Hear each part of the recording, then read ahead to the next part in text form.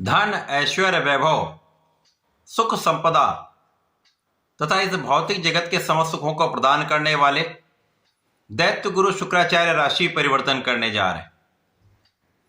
प्रिय दर्शकों, एक लंबी अवधि के पश्चात एक ऐसा योग बनने वाला है जब शुक्राचार्य अति महत्वपूर्ण भाव में भी होंगे, परंतु राहु के साथ दुष्प्रभाव में भी होंगे। तो कुछ बड़े तथा महत्वपूर्ण लाभ मिलेंगे, परंतु कहीं पर कुछ समस्या भी हो सकती है। और इस राशि परिवर्तन में जो 6 फरवरी को होने वाला है, इस राशि परिवर्तन में शुक्राचार्य का परिवर्तन अपने परम मित्र शनिदेव की राशि में हो रहा है, जहां पर ये बलवान स्थिति में होंगे और राहु के साथ मित्रवत भाव में रहकर कुछ विशेष तथा बड़े लाभ भी देंगे, परंतु जब ये दूषित होते हैं तो कुछ समस्या भी देंगे। जय श्री गणेश। नमस्कार, मैं आचार्य संजय द्विवेदी। मेरे समस्त प्रबुद्ध दर्शकों का मेरे चैनल पर हार्दिक स्वागत है।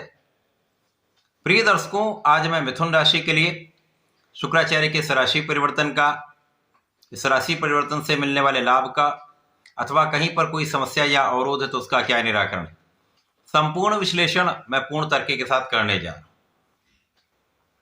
प्रिय दर्शकों, इस राशिफल को आप अपने लग्न तथा राशि दोनों के अनुसार देख सकते हैं।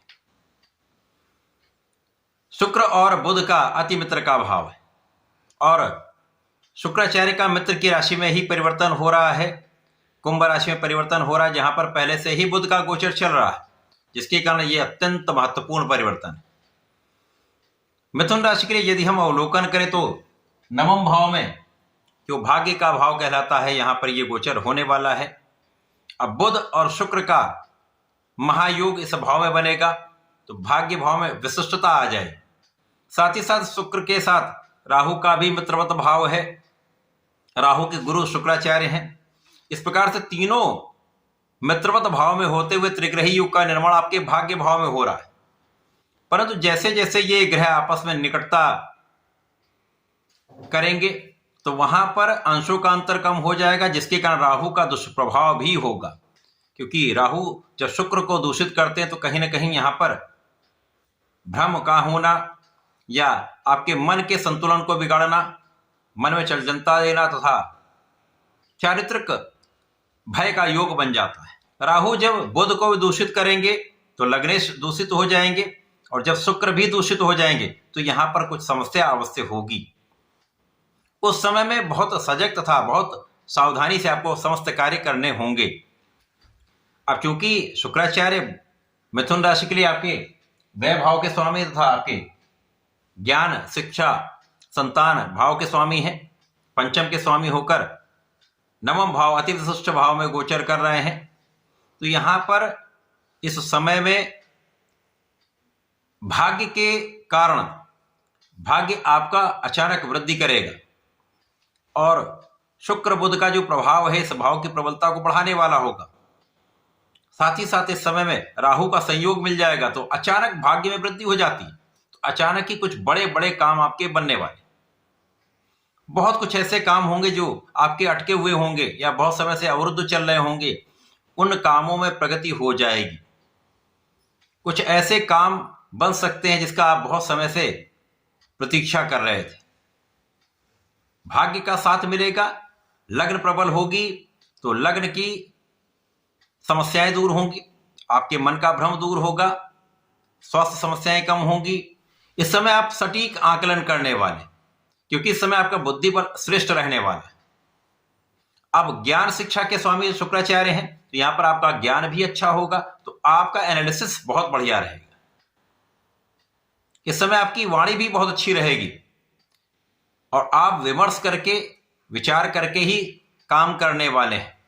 इस समय शिक्षा का भाव प्रबल होगा और जो विद्यार्थीगण हैं उनके लिए अच्छा समय है। यदि आपने अपने मन को संतुलित कर लिया, अपने मन में भ्रम नहीं आने दिया, किसी प्रकार का ओवर कॉन्फिडेंस या कॉन्फिडेंस का कम होना नहीं हुआ, तो इस समय में आप बहुत अच्छा परिणाम प्राप्त करने वाले। क्योंकि राहु के साथ ऐसा होता है, ये आपको ओवर कॉन्फिडेंस दे देंगे या फिर आपका कॉन्फिडेंस ही यहां पर कम हो जाएगा, जिसके कारण समस्याएं होंगी। तो अपने पढ़ाई में केवल केवल सही दिशा में आपको प्रयत्न करना है। लक्ष्य को निर्धारित करके काम करेंगे, प्लानिंग के साथ काम करेंगे तो कहीं किसी प्रकार का बड़ा अवरोध नहीं आएगा। इस समय में आपको संतान के कारण कुछ चिंता हो सकती है, संतान की शिक्षा के कारण, संतान के स्वास्थ्य के कारण कुछ आपको चिंता हो सकती है, ध्यान देने की आवश्यकता है, परंतु कोई बड़ी समस्या यहाँ पर नहीं। इस समय में प्रेम संबंधों से बचना निश्चित रूप से चाहिए, क्योंकि इन सबके कारण भ्रम की स्थिति उत्पन्न होगी और वो आपके पढ़ाई में, आपके कार्य क्षेत्र में बाधक बन सकती है। अतः इन संबंधों से दूर रहना ही आपके लिए श्रेष्ठ रहने वाला है।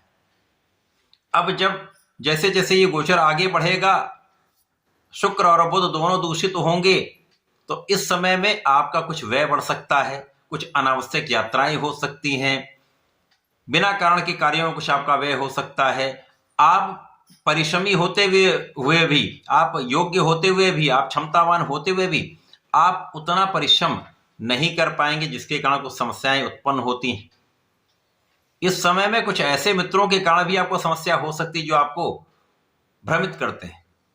कुछ ऐसे मित्र हो सकते हैं जो आपको गलत मार्ग पर ले जा सकते हैं। अतः इस समय में आपको अपने सही मित्रों का चयन करना अत्यंत आवश्यक होगा। इन मित्रों के कारण कुछ विवाद भी हो सकता है, अतः इनसे दूरी बनाकर रखें। अच्छे मित्रों का साथ करें, अच्छे मित्रों के साथ में रहेंगे तो समस्याएं कम होंगी। साथ ही साथ यहाँ पर भाई बहनों का सहयोग मिलेगा और कुछ मतभेद तो अवश्य होंगे, परंतु साथ मिलता है तो आपका मन भी यहाँ पर स्ट्रांग होता है, आपके मन में एक शक्ति रहती है, तो सही चयन ही यहाँ पर आपके लिए श्रेयस्कर होगा। इस समय में जब बीच में ये गोचर आगे बढ़ेगा और राहु के दूषित प्रभाव से शुक्र आगे बढ़ जाएंगे और अपनी उच्च राशि की ओर उनका गमन आरंभ हो जाएगा, उस समय में आपको देश विदेश से अच्छे अनुबंध प्राप्त हो सकते हैं। यदि आप कला क्षेत्र में हैं तो यहाँ पर निश्चित रूप से देश विदेश में अच्छा नाम करने वाले हैं, बड़े लाभ लेने वाले हैं। वाणिज्य से संबंधित कार्यों में, कला क्षेत्र के कार्यों में, एक्टिंग में, सिंगिंग में, इन समस्त क्षेत्रों में बड़े लाभ की प्राप्ति निश्चित है। व्यापार में जो स्थिरता आ रही थी वो दूर होगी, आपके व्यापार में प्रगति निश्चित रूप से होगी। अचानक ही कुछ बड़े व्यापारिक अनुबंध हो सकते हैं जिनसे आपको लाभ प्राप्त हो सकता है, तथा आपके नेतृत्व की क्षमता पहले से यहाँ पर अच्छी हो जाएगी। आप सोच विचार कर सही निर्णय लेंगे और वो आपके लिए बहुत हितकर रहने वाले हैं।